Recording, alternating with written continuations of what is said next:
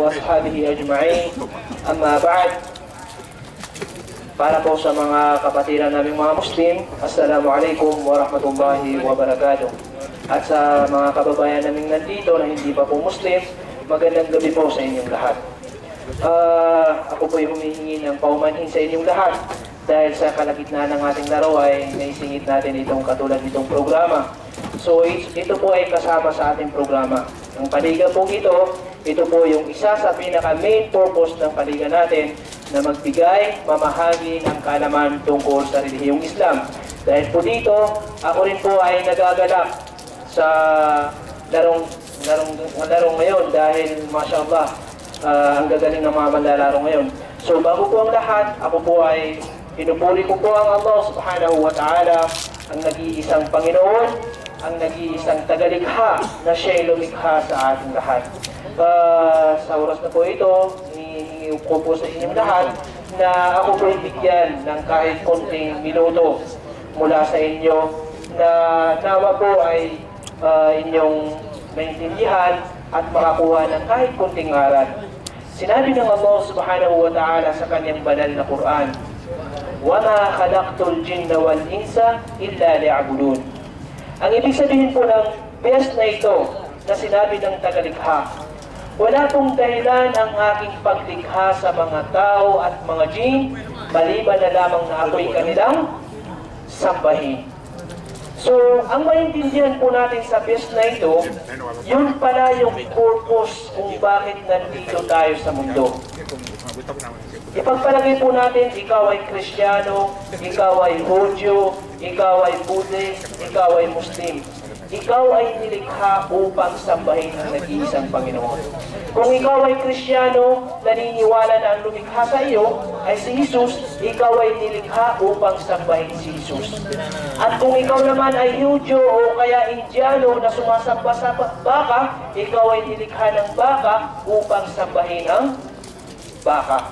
Ngunit ang malaking katanungan po, lahat po ba ng relihiyong ito ang naniniwala kay Jesus na tagapaglikha, ang naniniwala sa isang baka na tagapaglikha, ang naniniwala sa apoy ay siya rin ay tagalikha, ang lahat ng po ba ito ay katotohanan? Sila pong lahat ay nasa tama?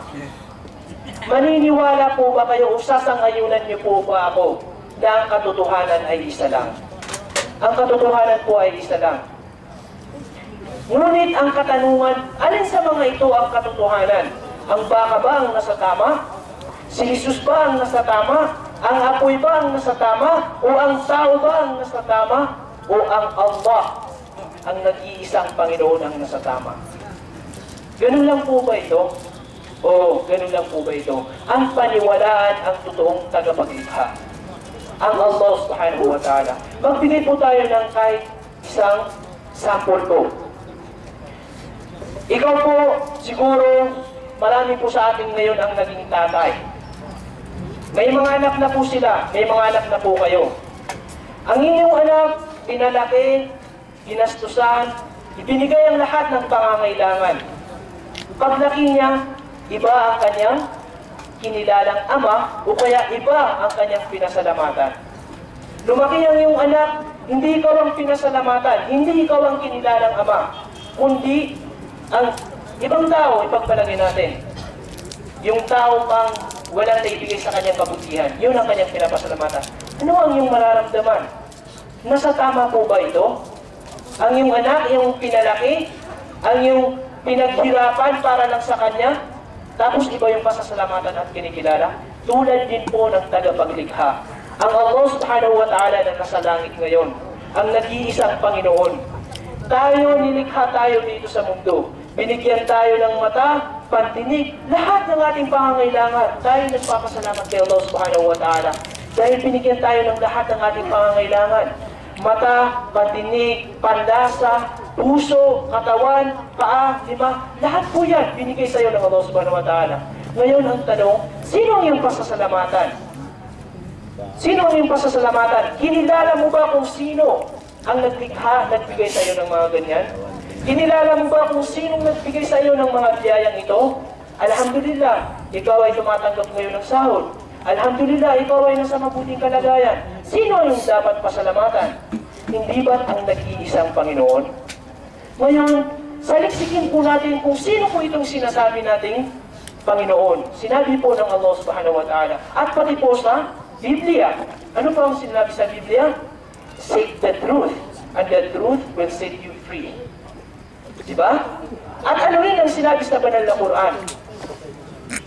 Al-haqqu min rabbikum. Ang katotohanan, the truth, min rabbikum ay mula sa inyong Panginoon. Sinabi sa banal na Quran.